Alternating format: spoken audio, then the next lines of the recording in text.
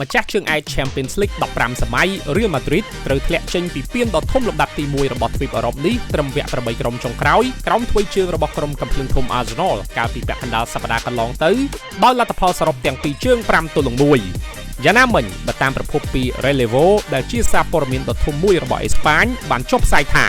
កីឡាករក្លឹប Real Madrid ស្ទើរពេញមួយក្រុមរកឃើញនៅក្រៅចប់ការប្រកួតថាពួកគេត្រូវតទល់នឹង Arsenal ដោយគ្មានតាក់ទិចអ្វីទាល់តែសោះកីឡាករក្រុមអធិរាជសនាំគ្នាចាក់ចេញពីកីឡាដ្ឋានដោយម្នាក់សញ្ជឹងគិតថាប្រកួតជាមួយ Arsenal ល្បាញមិញពួកគេគ្មានយុទ្ធសាស្ត្រឬតាក់ទិចសម្រាប់ផ្ដួលគូប្រកួតបន្តិចសោះឡើយក្រៅតែពីប្រើកម្លាំងបាយនិងកម្លាំងចិត្តតែប៉ុណ្ណោះការចុះផ្សាយរបស់ Relevo បែបនេះហាក់ដាក់បន្ទុកមកលើលោក Carlo Ancelotti ដែលជាអ្នកចាត់ការក្រុមថាគ្មានសមត្ថភាពរៀបចំយុទ្ធសាស្ត្រឬតាក់ទិចសម្រាប់ធ្វើការវាយបកទៅលើគូប្រកួតដែលបាននាំមុខក្រុមរបស់ខ្លួនដល់ទៅ3គ្រាប់ទល់នឹង0នៅជើងទី1រួចទៅហើយផ្ទុយទៅវិញអ្នកចាត់ការជនជាតិអ៊ីតាលីរូបនេះបានត្រឹមតែផ្ដល់កម្លាំងចិត្តដើម្បីបំផុសស្មារតីកីឡាករឲ្យខំប្រយុទ្ធនិងលើកទឹកចិត្តឲ្យកីឡាករប្រើកម្លាំងបាយដើម្បីធ្វើការវាយបកនៅក្នុងផ្ទះខ្លួនឯងតែប៉ុណ្ណោះ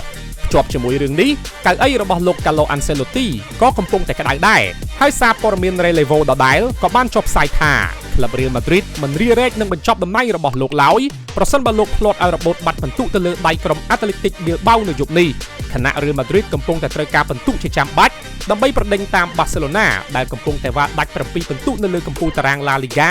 ទាំងដែលនៅសល់ត្រឹមតែ7ប្រកួតទៀតប៉ុណ្ណោះនឹងបញ្ចប់រដូវកាលហើយ